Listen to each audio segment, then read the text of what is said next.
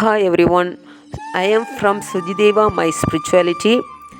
ஸ்ரீமத் அத்தியாத்ம ராமாயணம் பாலகாண்டம் முதல் சர்க்கம் மூன்றாவது பாகம்.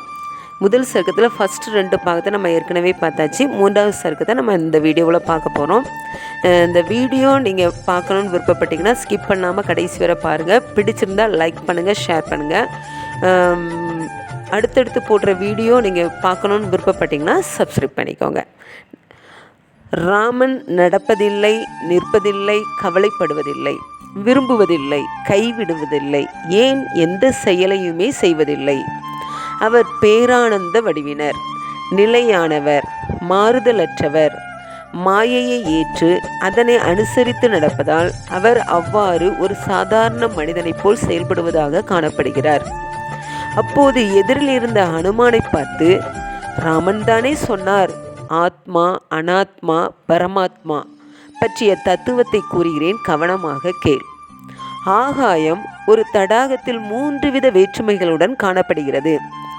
மகாகாசம் என்றும், நீரிலிருந்து வேறுபடாத ஓர் ஆகாயமும், அதில் பிரதிபிம்பிக்கும் ஆகாயம் என்ற மற்றொன்றுமாக 3 விதமாக ஆகாயம் தென்படுகிறது. அவ்வாறே சேதனமும் 3 விதமாக விளங்குகிறது. 1 புத்தியிலிருந்து வேறுபடாத புத்தியில் வியாபித்திருக்கும் சேதனன். 2 எல்லா இடங்களிலும் நிரம்பியுள்ள பரிபூரண சேதனன். அடுத்தது புத்தியில் பிரதிபிம்பிக்கும் ஒளி வடிவமான ஆபாச சேதனன்.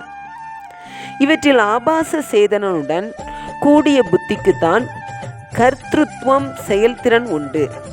ஆனால் அஞ்ஞானிகள் குழப்பம் காரணமாக அவிச்சின்ன நிர்விகார சாட்சியாக உள்ள நின்று நிலைத்து பிளவுக்கும் மாறுதலுக்கும் உட்படாமல் வேறு சாட்சியாகவே உள்ள ஆத்மாவின் மேல் ஏற்றி வைக்கிறார்கள்.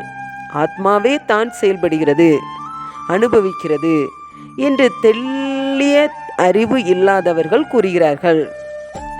எந்த ஆத்மாவை ஜீவன் என்று சொல்கிறோமோ அந்த ஆபாச சேதனன் உண்மையில் இல்லவே இல்லை. ஏனெனில் எல்லா ஆபாச சேதனங்களுமே உண்மையில் இல்லாதவைதான். புத்தி என்பது அவித்தையின் காரியம் என்று சொல்லப்படுகிறது. அந்த பரம்பொருளோ பிளவுபடுத்த முடியாதது. ஒரே பொருளான பரமாத்மா எல்லா உடல்களிலும் பிளவுபட்டு தனித்தனி ஆத்மாவாக தோன்றுகிறது என்பதும் வெறும் கற்பனைதான். ஆபாசத்தோடு அகங்காரத்துடன் கூடிய அவிச்சின்னமான சேதனன் ஜீவன் தத்துவமசி, நீயே அதுவாக இருக்கிறார் முதலிய உபநிடத மகா வாக்கியங்களால் பூரணமான பரமாத்மாவுடன் இணைத்து இரண்டும் ஒன்றே என்று நிரூபிக்கப்படுகிறது. மகா வாக்கியங்களின் பிரஜானம் பிரம்ம, அகம், பிரம்மாஸ்மி, தத்வமசி, அயத்மா, பிரஹ்ம தத்வானுபவத்தால் ஜீவாத்மாவும் பரமாத்மாவும் ஒன்றே என்ற ஞானம் ஏற்பட்டவுடன் அஞ்ஞானமும் அதன் செயல்பாடுகளும் அழிந்து போகின்றன என்பதில் ஐயமில்லை. இந்த உண்மையை புரிந்து கொண்டுள்ள என் பக்தன் என்னை அடைவதற்கு தகுதி படைத்தவன் ஆகிறான். ஆனால் என்னிடம் பக்தி செலுத்தாமல் சாஸ்திர பொந்துகளில் நுழைந்து தவிப்பவர்களுக்கு 100 பிறவி எடுத்த பின்னாலும் கூட ஞானம் ஏற்படுவதில்லை, மோட்சமும் கிடைப்பதில்லை. குற்றமற்றவனே, இரகசியமான இந்த தத்துவம் என்னுடைய ஹிருதயம் போன்றது. உனக்கு நேரிடையாக என்னாலேயே சொல்லப்பட்டது. எனவே இந்திர பதவிக்கு மேலான பெரும் பேறு உனக்கு கிடைப்பதாக இருந்தாலும் என்னிடம் பக்தி இல்லாத கசடனுக்கு இந்த தத்துவத்தை ஒருபோதும் உபதேசிக்க கூடாது. பார்வதி தேவி, அப்படிப்பட்ட ஸ்ரீராம ஹிருதயம் என் ஞான விளக்கம் என்னால் உனக்கு சொல்லப்பட்டது. இது மிகவும் இரகசியமானது, மனத்தை கொள்ளை கொள்வது, புனிதமானது, பாவத்தை அழிக்கக்கூடியது. எல்லா உபநிடதங்களின் சாரமாக சாட்சாத் ராமனால் கூறப்பட்டது. பேரார்வத்துடன் இதை படிப்பவன் முக்தியை அடைகிறான் என்பதில் ஐயமில்லை.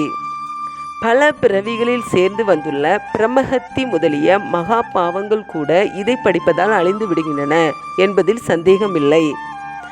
ஏனெனில் இது ஸ்ரீ ராமச்சந்திரனின் ஆணை.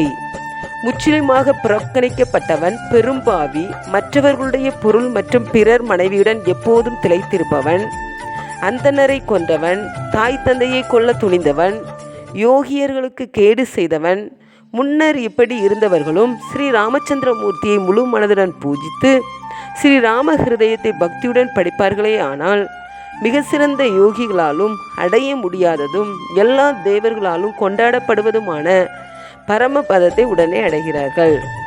உமா மகேஸ்வரருக்கு இடையே நடந்த உரையாடலான ஸ்ரீமத் அத்தியாத்ம ராமாயணம் பாலகாண்டத்தில் முதலாவது சர்க்கம் முற்றிற்று. நன்றி.